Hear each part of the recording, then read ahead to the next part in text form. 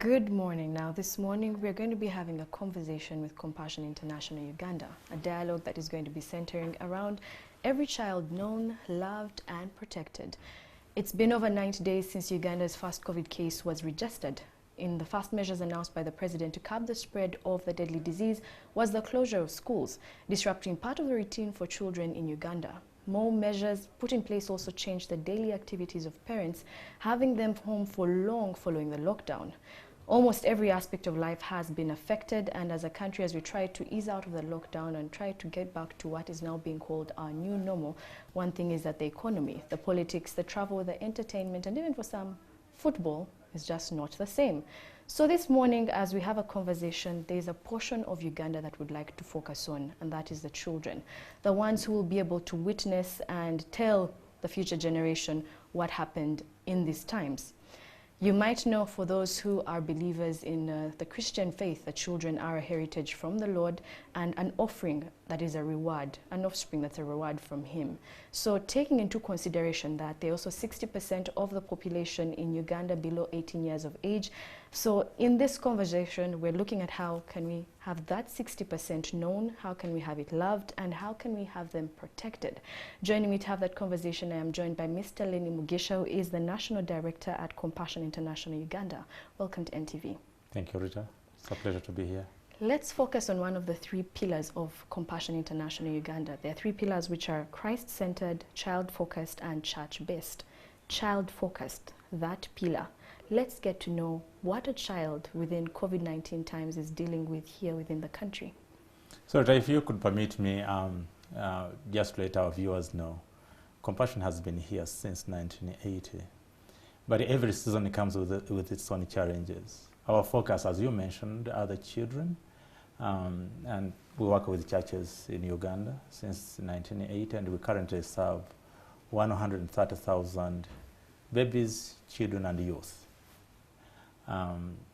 So when you say child-focused or rather Christ-centered, the Christ-centeredness comes from the understanding as Compassion began, was founded in 1952, and it was founded by a priest.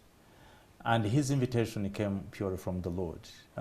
When he was watching the children in Korea who had suffered the violence of the war there in 1952, he felt the burden to reach out to the children who had been orphaned by war, and that formed the foundation upon which we serve. So the centeredness of Christ upon which this organization is working acknowledges that every child is fearfully and wonderfully made in God's image. And so if you are going to bring God's dignity into every man, focus on that child, equip them, empower them with the understanding of who they are, how valuable they are in the eyes of the Creator of the universe. And that gives them the self-worth that they need for them to walk their journey, in light of also the values that define who a godly being should be. So that's the Christ-centeredness, which is a very essential pillar of what we do as an organization. Well, for now, those children that are centered in Christ and you're trying to help them walk through this journey called life are stuck in a season where it's COVID-19. Some may not understand it, some understand it.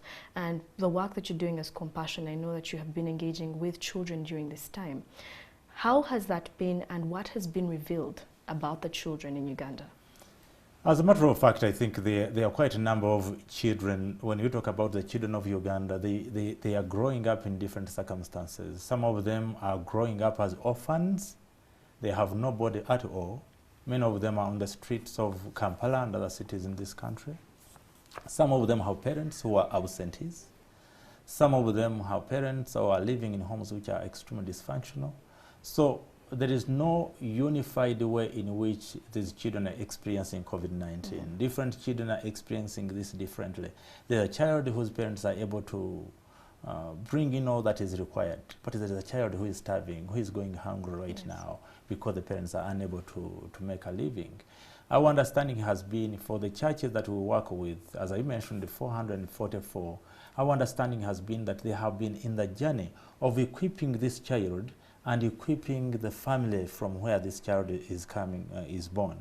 And so if assuming that that has been working perfectly well, those children are in the hands of either a grandmother, who we call caregivers, either grandmother, an uncle, an auntie, a father, mother, who understand that if this child is going to walk this journey successfully, they have to have a personal relationship with God.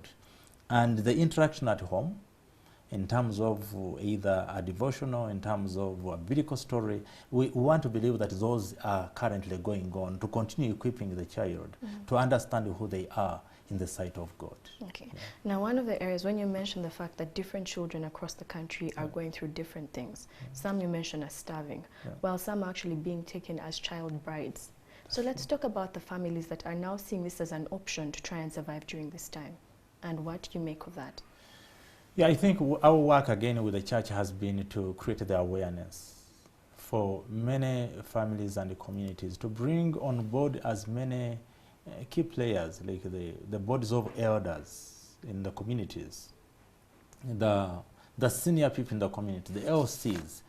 The church has been some kind of conduit or a mechanism in the community that creates awareness for people to understand that a child is not to be seen as a source of livelihood. It's not. I think a child could be actually, if you invest and invest right in a child, you could actually be preparing yourself for better retirement. That's true. Depending on how much you have invested in the child. But if you look at the child at this point, tender, struggling in one or another, still looking out, depending solely on you, and instead of investing in this child, you are looking at this child as a source of livelihood. That's extremely regrettable. And probably that speaks to why we have so many things that don't work in our countries. We don't invest in the children. And when they are in a place where they should be able to contribute to the development of themselves, to the development of their families, to the development of their communities, they are not fully qualified. They are not fully equipped to be able to face that. So I know that there are children who are exchanged for money, for survival of their families. I can only say it's regrettable, and we need to continue this campaign. Rita, it isn't my responsibility alone. It's a responsibility of every adult Ugandan who has a voice to speak for the child and prepare them for a better future. If you are thinking about Uganda 20 years from now, the investment you are making in every individual child born today determines how Uganda will look like 20 years from now. Yes. Now, when you mention the adult in the society, you definitely now bring in the fact that children are, it takes a village to raise a child. That's correct. Now, taking a look at the adults within our society and what picture they portray, because you mentioned the caregivers, you mentioned the church, but those individuals who seem to be going about their life carefree, let's bring in that person who needs to be a part of helping raise these children. Let me say this. I think what goes wrong makes a lot of noise. Wrong, messy, nasty stuff make a lot of noise. That they have potential to usurp or to suffocate what is good. And so if I talk to the ones that are not contributing to this noble cause, permit me to simply appreciate that man and woman out there. Please go ahead. That cares about the child, whose heartbeat goes beyond their own child and cares about every child in the community. And we have them. We have celebrated heroes out there, old men and women that care about every child. And so if you are doing that, either as a church, if you're doing that as an individual, if you're doing that as a community of women, if you're doing that as teachers, if you're doing that as a nurse, if you're doing that as a trader, who cares that you are not going to employ a child for personal gain? I want to see you an advocate. And as Compassion International, we are forever thankful to those men and women that stand in the gap to defend the weak. But I also want to take this opportunity to speak to another Ugandan who is out there wondering, why do I even care about a child? If you care about Uganda, as most of us claim, you need to care about a child. If you touch a child today, I can guarantee you that Uganda of tomorrow will be what you want it to be. But it begins with what you are doing with a child. I have heard people talk about, for example, some of our behavior, corporal punishment, marrying off little girls, sending children out of school, harassing them left, right, and center, facing abuse in the homes, emotional, physical, sexual, little girls forced into sex. some trafficked. And I have heard people say, you know, if you are going to get this child to where you want them to be, those are some of the things you need to do. I want to take this opportunity to say, there is a lot of research to indicate that anybody who suffers violence at a tender age will become violent when they become an adult. So if you think about Uganda that is violent-free, that is abuse-free, you think about what you can do right now to invest in this child, invest love, invest care, invest value, show them how valuable they are. By the way, I want to say they are fearfully and wonderfully made in God's image. And so when you honor them, I can guarantee you when they become adults, they are going to own another generation of children, and we can be able to break the cycle of violence in this land. So that's my appeal to every Ugandan. That's my appeal to every African. If we're going to dignify Africa, it begins with how we treat the weak. How you treat a baby, how you treat a child, that determines how they're going to treat the adults when they're old. Okay. So. When we talk about how you treat a child, Yeah. and how you perhaps should speak to a child, violence is not the answer, never has it been. The way punishment versus speaking to a child, because making it known to this child that you have done something wrong and beating you is not the answer. What do you have to say about that? Because in the African culture that we live in today, you would rather perhaps get something to beat this child than to speak to this child. Yeah. I think it's a lie. As a biblical reader and as a believer, I will tell you that the devil is a liar. The tools of violence, the tools of terror come from the devil, and it is a lie. It never changes any heart. What changes a heart is extending love and care and tenderness. Disciplining a child is part of our responsibility as adults. But disciplining a child and punishing a child are two different things. Punishment seeks to break. Disciplining seeks to build. And there are so many alternative ways of disciplining a child. I am a father. I never introduced myself to say, my name is Lenny Mugisha, and I'm a father. Please go ahead. You are a father of 4. I'm a father of 4. 15, 13, 11, and 8. 3 boys and 1 girl. I discipline my children, but I can guarantee you that an informal engagement with a child that spells out the expectations, spells out any breach. If you observe anything that is unexpected of them, you bring it out. I have had a conversation with my own children, and I see tears coming out of their eyes, meaning that the message has gone home. How would a conversation vis-a-vis being, where you say disciplined or maybe beating this child, how would you have a conversation with a child, for those who do not know that that can actually happen? Yeah. Take me through what kind of conversation you'd have with your child to tell them they have done something wrong. You need to begin with having clear values and expectations in place. As a parent, I think many of us are out and about, and I could give a wonderful conversation, a great dialogue with my fellow adult, and we think that children are not in any way interested in these kinds of conversations. But start as a family. Every family, in my opinion, every family or every community should have very clear values upon which life is moving. Number 2, clearly spell out the expectations. Have some kind of structure in a home, how things are done. Many homes are to whom it may concern. The father wakes up at 5 o'clock, the mother wakes up maybe at 6, and the child is on the run to school. In the evening it is chaos. And so, but you could, with clear values, clear expectations, a clear structure in place, expectations well set, and the consequences clearly spelled out in terms in the event that those expectations are breached. Set clear boundaries and trigger a conversation through which you can meaningfully have dialogue with your child.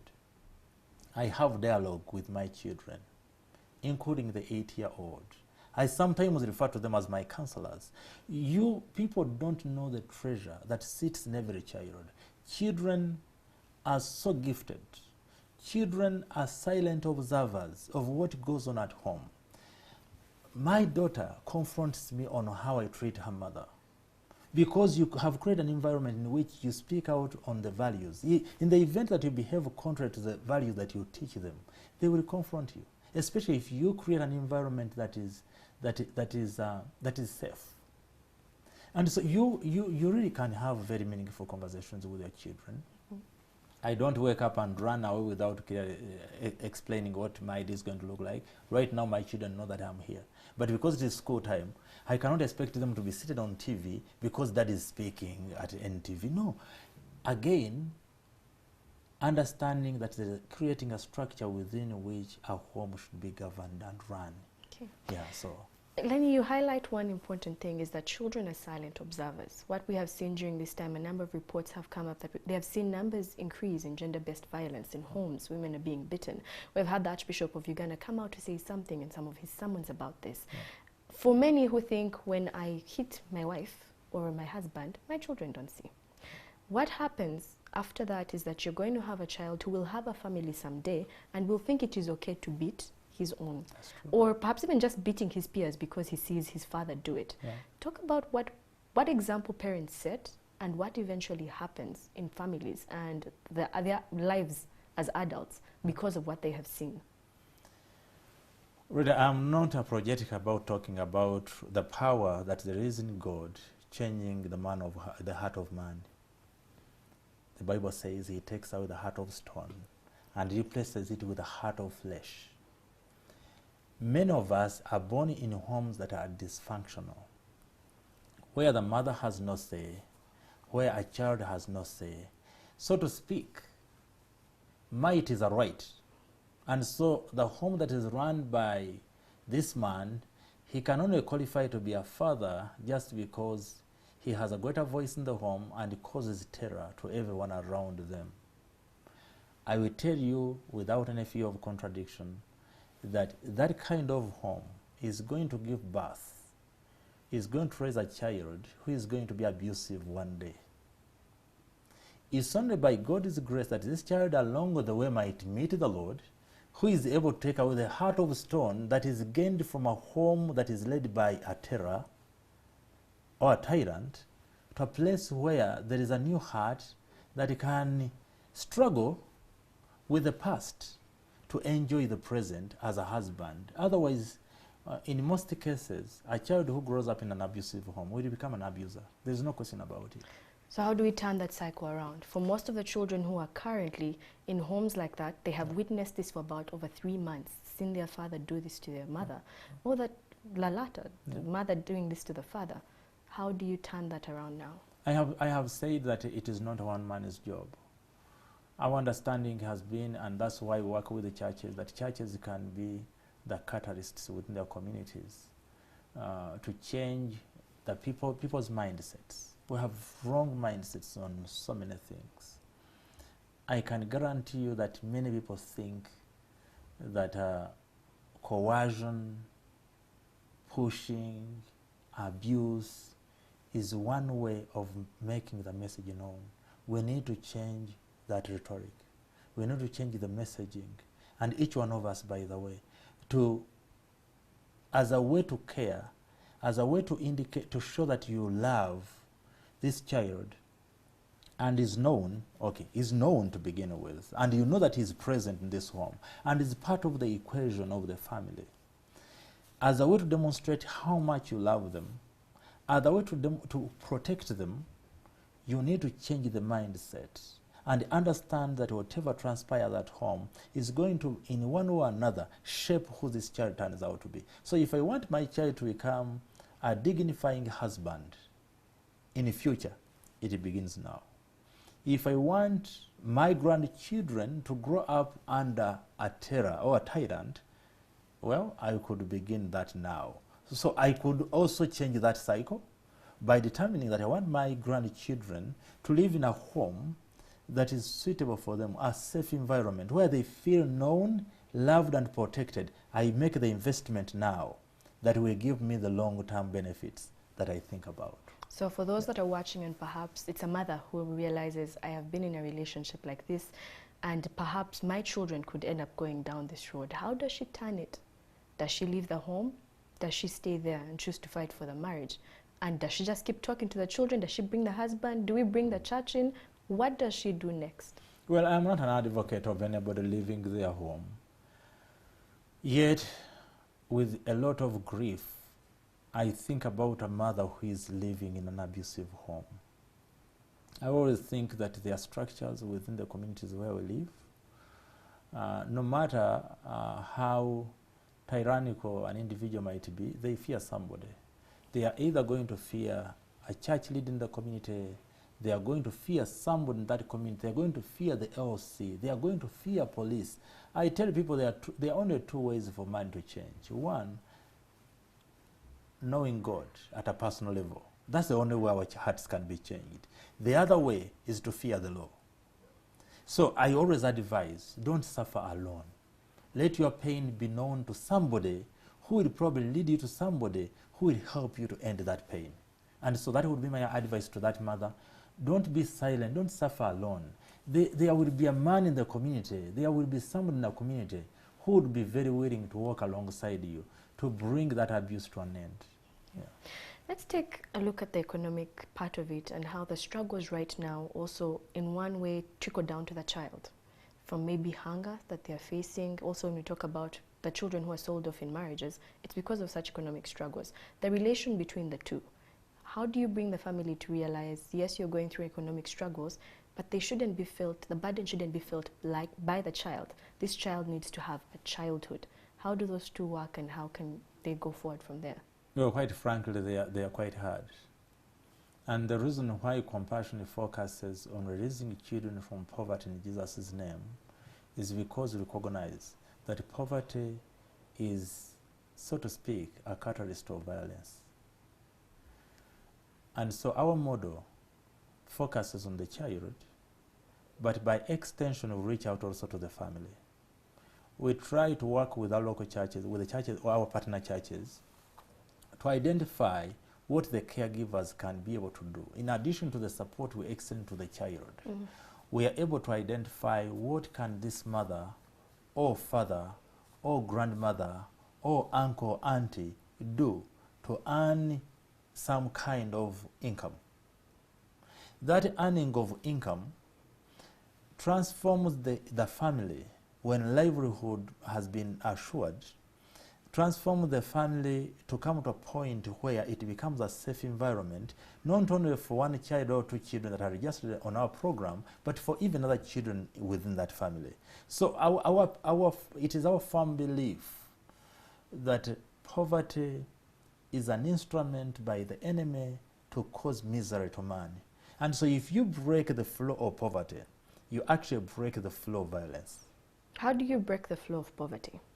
By, again, as I mentioned, by those of us that have the capacity or have the means, extend seed money, extend some money to, because many Ugandans, by the way, and I want to pay tribute to many women in Uganda, they are, each one of them is engaged in some kind of work that brings income at home. So our model has been, we are not going to come to you as a mother and we tell you what to do, but we can help you to improve what you are doing. If you have a store that is selling some vegetables by the roadside, maybe by increasing the capital that you have, that is going to enable you to move to another level. If you have some skills around tailoring, maybe by giving you, by improving those skills, we are going to equip this mother to take care of the family with great assurance. If is a saloonist, how do we support this woman to improve their skills to get more income into the home? In addition to that, of course, we are also working a journey with this child in school. We also believe that education is very key in breaking the cycle of poverty at a family level and in the community, and even at national level. So we walk these parallel journeys of helping the child, but also helping the family to break that flow of poverty. Okay. When we mention every child known, we mention the children who have a home they go to, a caregiver, a parent, perhaps even just a sister or brother raising them. But talking about the children on the streets, the children who for some reason have left their homes because they feel they cannot be there and are trying to find a way, does compassion help with these children? Well, let me mention that we believe that we are players in a bigger kingdom. The kingdom of God is way bigger than compassion. Those street children bring us pain, but we also find a lot of solace in knowing that there are other like-minded organizations whose focus is purely on those children who are on the streets. Just to mention to you, Rita, that during COVID-19, Compassion invested, initially we invested 1.2 billion in making food available to our beneficiaries that were living in extreme need for food. And by the end of the lockdown, by the end of June, by the starting of June, we had actually invested 4 billion Uganda shillings in making food available through our local churches to the families of our beneficiaries. But beyond that, we identified 17 institutions that are taking care of children and youth, including babies. Sunny Babies Home was one of them. Wakisa Ministries was one of them. Fortress was one of them. So 17 of them. Camping is detention center, I think juvenile detention center. Naguru, we identified those institutions and we made food available to them as our contribution. We know that our invitation is to work with the churches, work with the children who have homes, but we also know that there are institutions which are currently holding, who are looking after children. So those institutions are our partners, and to the best of our ability, work alongside them and demonstrate our care and our appreciation of what they do. Otherwise, as Compassion, we are not directly in the ministry of children who are on the streets. Do those children bring us grief and pain? Yes. So every time we see somebody stepping in that space, we thank God for them and we try to support them as much as we can. Another area that Compassion is also a part of is refugees. Yeah. You've been able to help a number of them in the West Nile part. Now they contribute to about 61% of them, 1.4 million of them in Uganda at this point in time. 61% of them are children. Now that number is quite huge, and during this time it's even harder for them to cope. How have you been able to extend help, and how does Compassion on a day-to-day basis work with the settlement in West Nile? Yeah. Well, I must confess that for the last 20 years, Compassion, rather for the last 40 years that we have been in Uganda, Compassion has known children that are living in refugee settlements, and we have approached them through our normal programming model that it goes directly through the local church. However, in the last 2 years, we came up with a program that is focused on refugees, specifically from South Sudan in West Nile. And we made there a great investment in terms of helping the children get early childhood education, in terms of extending counseling services to them, in terms of availing them safe water. And we are currently in the final phase of the same program, assessing what other needs are available. We have identified some needs, especially for the girl child there, in terms of how do we equip them, for example, get the skills to make their own sanitary towels in a refugee setting. Given their numbers, how do we make such skills available to them and get the material available to them, and they can be able to make them and make them available to other girls who are in the same refugee camps. So that has been our journey. It has been, so to speak, challenging, but also a huge blessing for us to say we are extending our little contribution. When you look at the needs of refugees, vis-a-vis what our contribution has been, you could say this is so insignificant. But our contribution has really been to speak, to send out a message that they are not alone, that they are, again, using the same words, they are fearfully and wonderfully made in God's image, irrespective of the circumstances around them. Okay. Yeah. Now, you've mentioned the fact that you're giving them some education there, the best that you can. Yeah. Also, other children in different parts of the country. And when we mention every child, we talk about the child who is perhaps in Kabale, the child who is in Gulu, child who's in Kotido. They're all children and they need to be known and their needs need to be put present. You have had mentioned a number of times investment into these children. Yeah. Education is an investment. And one of the SDG Goal 4, which is to ensure that there's inclusive, equitable, quality education and promote lifelong learning opportunities for all. As a country where we are at this point in time, education, schools are shut. Right now, from what the President mentioned, indefinitely, until this is all done with. But you realize that some children have been able to access a teacher perhaps to come home. Some children, there's an online platform for them to study. For some, they're still waiting for the radio or the television and even the learning material that the Ministry of Education is set to give. How does this later impact the quality of education that these children will receive? As a matter of fact, I think COVID-19, the lockdowns, either in Uganda or elsewhere, is going to affect almost all sectors. It's affecting the children, their learning. It's affecting their progress and their development. It is affecting their emotions. In terms, as you just mentioned, I think earlier you talked about the violence that is currently going on. These children are witnessing all this violence. The levels of mental health cases is probably increasing alongside all that. So I think overall, the lockdown is affecting these children in very profound ways. Our role as adults, as I mentioned before, is how do we try?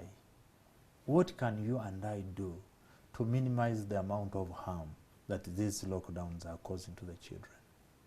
We cannot completely eradicate it, but we can do something to minimize that.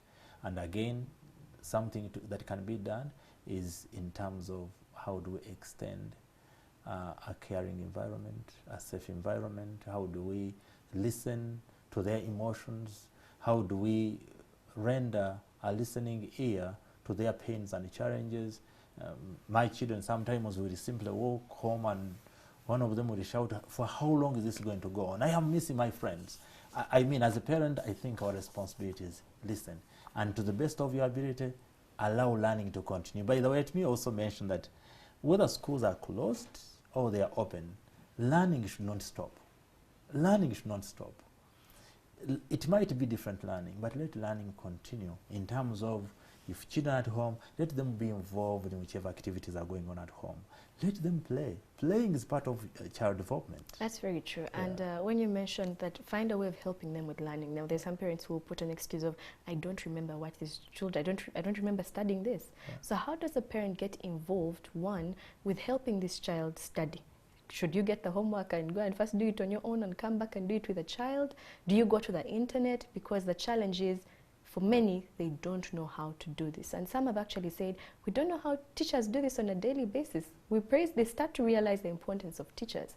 So how does a parent now switch from mommy and daddy to teacher in such times? Let me actually say that the biggest challenge that we have is reading. I think many of us have a bad reading culture. It's very common for children to dive into any paper and they quickly go to where the answers are required and they begin to answer. I tend to think that anybody who can read and write can be able to walk alongside a child by simply making sure that there is no word that is omitted. There are moments I have interacted with my children's books and I get intimidated at the beginning. But when I go back to reading from the beginning by the time I'm getting into the middle, I have gotten the concepts. And by the way, for a child, it's not about how much you know. It's also about how much you demonstrate that you care about their journey. Sometimes they have the answers, but they need an adult who can affirm them and say, by the way, you can do it. Let's go through this together. When they discover that father or mother or auntie or uncle or big sister, big brother is interested in my journey, you will be shocked by how much you are able to progress together. So that would be my advice for every parent and everybody that is a caregiver, that is giving care to a child in this season.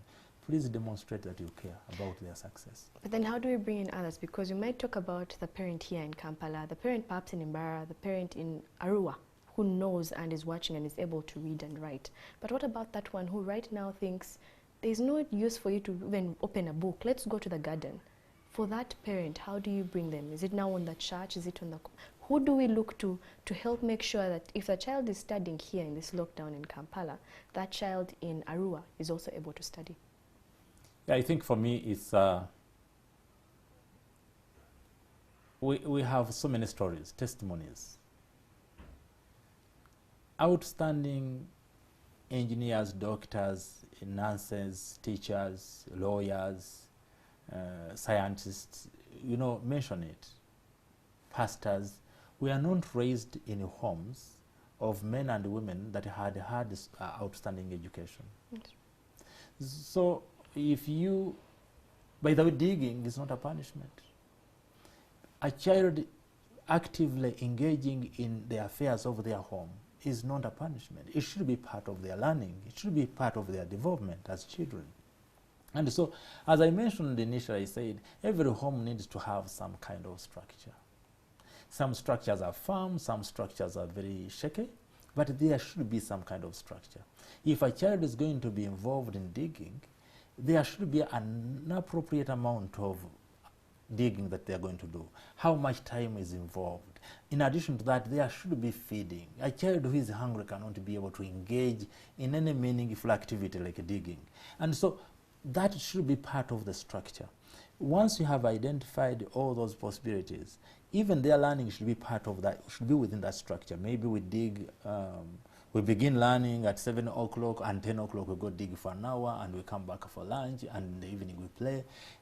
Every home should have that, irrespective of whether they are white collar or blue collar, whether their parents went to outstanding school or they have never been to school. I am always fascinated by the stories of outstanding men and women whose parents could not even read and write, but they created a discipline and they organized an environment in which learning had to take place, even when themselves had never had a chance to go to school.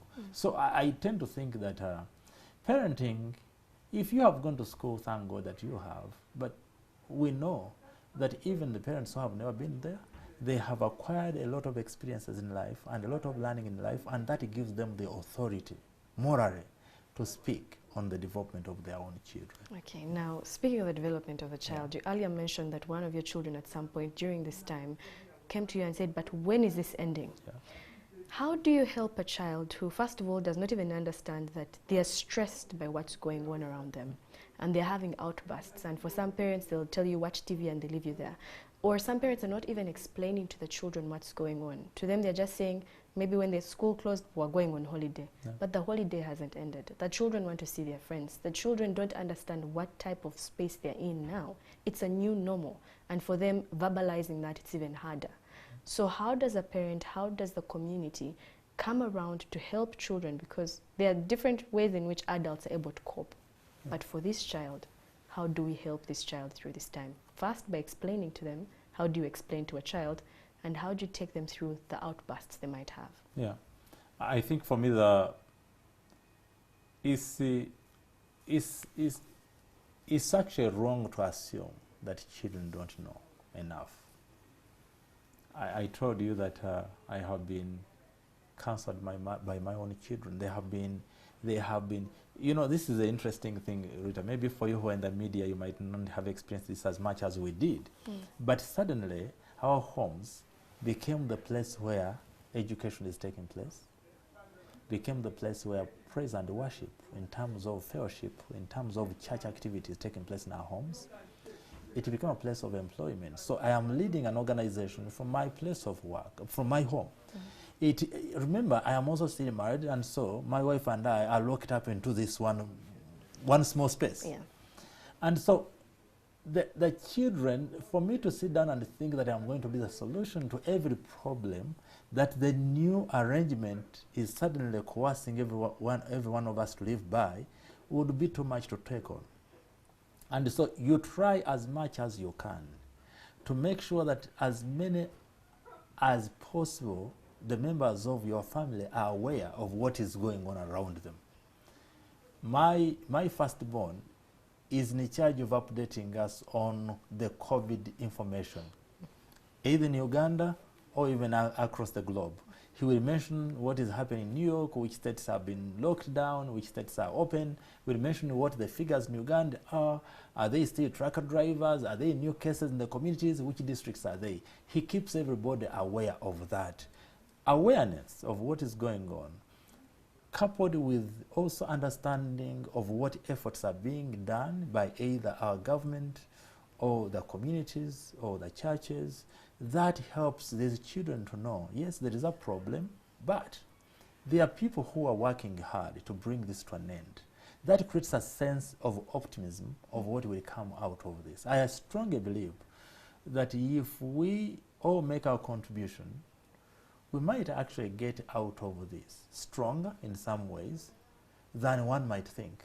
And so how do you involve them? I think for me the idea is to move away from the assumption that because they are children, they don't deserve to know as much. I have heard even some parents who say, you know, one of the ways to protect your children is don't overburden them with all this kind of thing. They kind of create a safe environment, but there is no safety in ignorance. So equip them, let them know, and let them participate, and be part of what is going on. So how about mitigating factor that we have in place? So how do you equip them with issues like washing, wearing masks, social distancing, without equipping them with all this information? So I think plowing them into the conversation, make them part of the dialogue, is one of the ways to actually demystify the fear that comes with COVID-19 and the lockdown thereof. Okay, now going to the other part of the discussion, we have talked about, is every child known? We have mentioned some of the different children in different parts of the country. But now moving on to making this child feel loved and protected in a time like this. Because when we go to what the Bible says in Proverbs 22, that's chapter 22, verse 6, it says, train up a child in the way they should go, and when he is old, he will not depart from it. Because some of the things we are seeing now in these times and what they're learning, they will take it with them for years to come and into their families. Starting with the parents, how can they train up their children in this time? By loving them and protecting them. Yeah. There is something that I never mentioned about known that I want to emphasize here. The known aspect actually speaks also about how different children are. Children are different in terms of their gifts. They are different in terms of their strength. They are different in terms of their interests. They are different in terms of their capacities. And so known aspires to know the child in terms of what their gifts are, what their strengths are, what their fears are, and that helps us to design then a response that fits within the purpose for which this child was created. So that known aspect I don't wanted to mention. Then loved. Again, when you invest in understanding this child, you are actually demonstrating love. If my child was not designed to become a lawyer, or was not designed to become a teacher, I love teachers so much, but maybe none of my children is designed to become a teacher. And if that's true, then the journey, my investment in understanding, maybe my child was designed to become a musician. Maybe he was designed to become a footballer. How do I identify that and make that journey possible for them? That's a demonstration of love. So I am demonstrating I know you, but I am also making the effort, because I love you, to support you to walk the journey, the path that God created for you. And that's true for every child that we have on our program. Walk a journey with the local church or with our partner churches in making sure that every child is known from those aspects of their strength, so they are children who will probably never become academicians. But they are going to become outstanding carpenters. Maybe they are the ones who should be producing beautiful chairs like these ones in the future. One might become a technician who is going to be operating our studios. And so how do you, that's the known aspect. And when you enable them, you are demonstrating nothing but love. Now speaking, that is from the parents' perspective. We bring in the church. Compassion International Uganda has partnered with 444 churches, which you mentioned earlier. Correct. How is the church supposed to help those that have partnered with you and those that perhaps just, there's a church leader who's watching this and is saying, how do I to make this child feel loved and protected without also overstepping, because there's knowing that there's the parent's role and then there's the church. Yeah, we have tried as much as we can. And by the way, this speaks not only to the 444 amazing churches that we work with, but it speaks to every church leader in Uganda. The child, yes, belongs to the family, but we also know as Africans that every child belongs to the community. So it's a partnership. We always advocate for partnership. engagement. We perceive all these as influencers in the life of the child. The church pastor, the senior leaders in the church members that are adults, the parents of the child. We always believe that all these are influencers in the life of the child, and they need to work together in creating an environment that allows the child to live to see their God-given full potential opening before them, to their benefit, to the benefit of their family, to the benefit of the community, and to the benefit of the nation. And so we always advocate for that. We have actually a curriculum that helps the local church, helps the church partner to engage the caregivers and engage the community. Of course, our curriculum is quite detailed. It will equip the mothers with, for example, numeracy, with the literacy in terms of enabling them to know how to read and write. It will equip them with bookkeeping skills so that if they're making some income, they're able to do some savings here and there. And so we advocate for closer partnership, not only by the church and the caregivers, but also the community as a whole. Because I mean, a child who is facing sexual abuse might not be known by the mother, but will be known by the neighbor who sees this border rider, or who sees this man in the community taking advantage of that girl on her way from fetching water in the evening. So how do you equip all these players to make sure that every child is known, loved, and so that leads us to the whole point of how we protect them. Okay. Now, when we speak about protection, when you mention the fact that there's the community who could see this and say something, because sometimes some of the children are abused by their very own parents in the house, taking it to the police, that protection part of things, have you been in talks with them? Do you have conversations with them? And what have you seen when it comes to protection coming from the police? Let me say quite frankly that our culture is not protective of the weak. That's regrettable. It's pain that we live with. In my prayer and my intercession and my engagements with people, I keep emphasizing this. Our mindsets have to change. The heart of the society has to go back to defending the weak. There are moments when I go to my office and I'm reading this child abuse report, and I suddenly, it's morning hours, it's 9 o'clock, I'm still energetic and strong, and as I read this report, I can sense energy running out of me because of the pain and the anguish that you read as you interact with a story of a child, especially girls, that has faced sexual abuse. And you see how much the communities gang against them. The very people who should be ganging against the perpetrators of injustice, the perpetrators of abuse, actually begin ganging against the victim. So let me say quite frankly that we don't have a good culture in terms of defending the weak.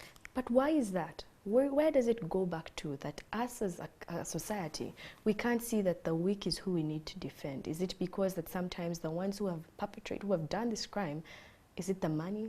Sometimes we'll say that perhaps the inequalities in terms of incomes is what makes the criminal go free. Yeah. Where exactly is the issue? I think, Rita, it takes us back to what I mentioned.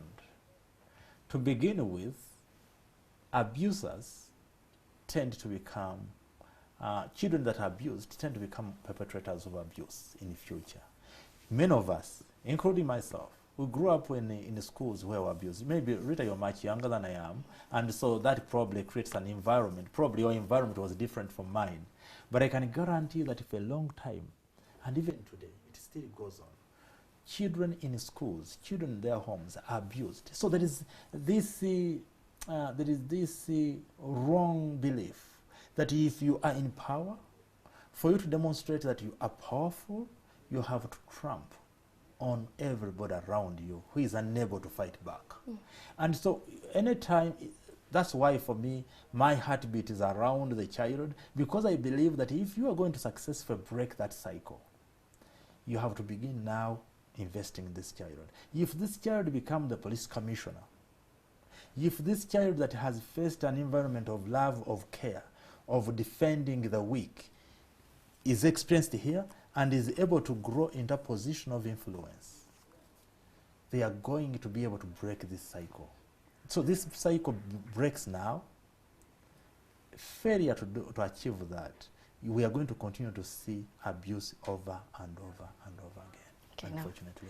Now going back to the fact that, yes, if that's happening within the police, but where do we as the community come in to hold the police accountable? Because we shouldn't continue to remain quiet while this is happening to this generation that will be the fathers in the next generation and mothers. By the way, Rita, I think it would also be unfair to the people that are involved in the service of the police to hear that we are putting them all together. We have also been amazed by some men and women that are in our police force that are at all times willing to come alongside us and help us to fight injustice, to fight abuse in those communities. We have had, of course, some cases successfully concluded, and we have perpetrators of injustice apprehended and sentenced, but we also have so many that are still free because of their influence in their communities, because of how much money they have. And so my appeal to each one of us is for each one of us to stand in their gap. Stand in your place of invitation to serve, and serve to the best of your ability. Every time you are silent, at the expense of the people that you have been invited to serve, is robbery. Is robbery. You are cheating. And so if the policeman stands in their gap, if the probation officer is standing in their gap, if a parent is standing in their gap, else one chairperson or member is standing in their gap, an elder is standing in their gap, a teacher is standing in their gap, each one of us, if we can stand in our gaps and stand in there effectively, fairly, serving to the best of our ability, we can be able to bring this menace to an end. Okay. Bringing in the government, we can never forget the government in all of this, because this is where the policies and the laws come in. The members of parliament are also a part of this. The lawmakers and the government, how can they help in making sure that every child is loved, protected, and also not forgetting known? I think for me is to begin with, we have laws. By the way, in Uganda we have very wonderful laws that actually protect the weak. Where we are still missing a link is on the enforcement.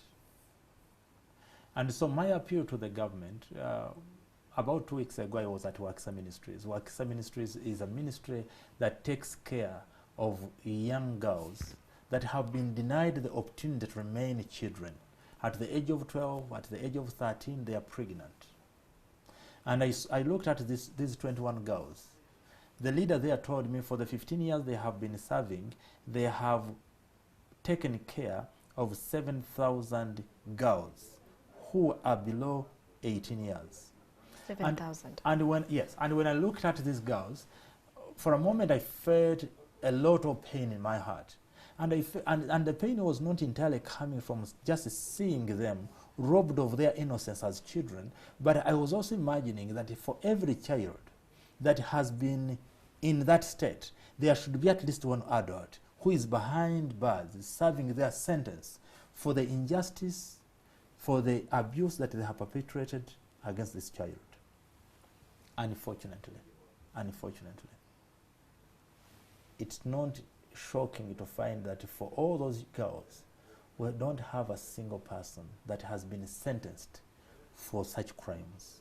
So my appeal to government is for them to know that one of the things that they can do for the Ugandans, especially the weak, is to pursue justice for them, especially those girls. I think those girls that are denied opportunity to remain children and they are given a responsibility to become mothers prematurely deserve justice. That would be my appeal to government. They deserve justice. And that's true for the police that carries out these investigations, for the DPP's office, that's true for the judiciary. Those children deserve to see justice coming their way. Their lives might never be entirely the same ever again because they are given a heavier burden than their age can afford, but at least One of the healing is to know that the person who caused me this is also paying for it. Okay. So I hate impunity. I hate a set of impunity, and I think in many ways we have allowed impunity to go on for a very long time, and we need to bring that to an end and give God's people opportunity to see justice prevailing.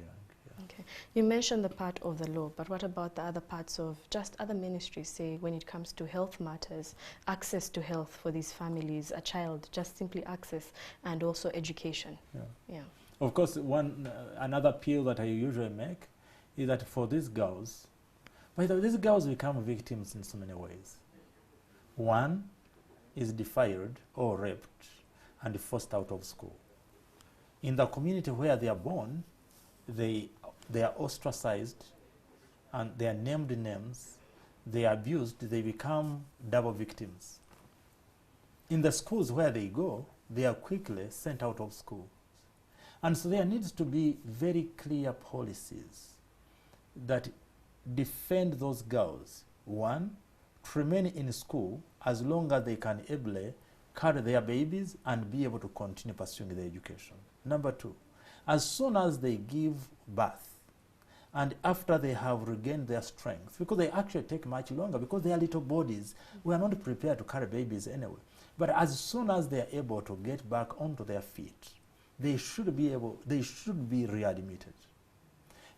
So there should be concerted effort to make that cycle possible. That does not define entirely what their future is going to look like, but enable them to go back to school, enable them to continue pursuing their dreams. I met one of them about a year ago and told me, my dream is to become a lawyer.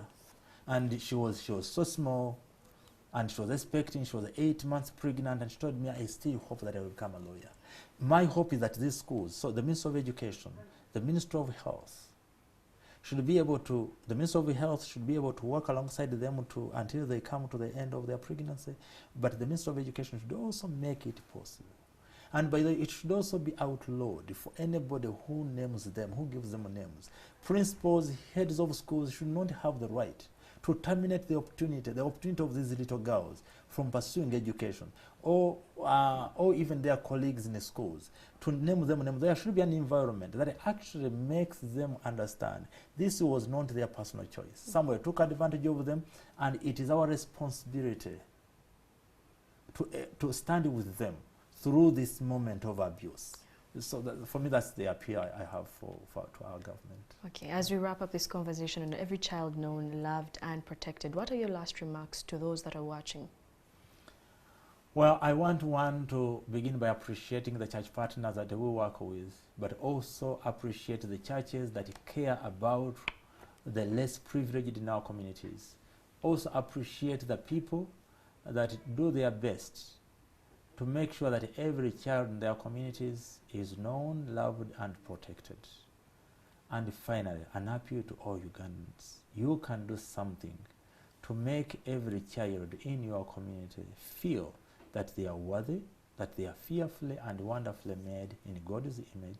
And when you succeed in doing that, I can guarantee you that we can create the Uganda that you and I dream of. God bless you. Well, thank you so much, Mr. Lenny Mugisha, who is the National Director, Compassion International Uganda, for having this conversation with us. And it is indeed the hashtag We Rise as One. Every child is loved, every child deserves to be known, and every child is we should make sure that they're all protected. Thank you so much for being a part of the conversation.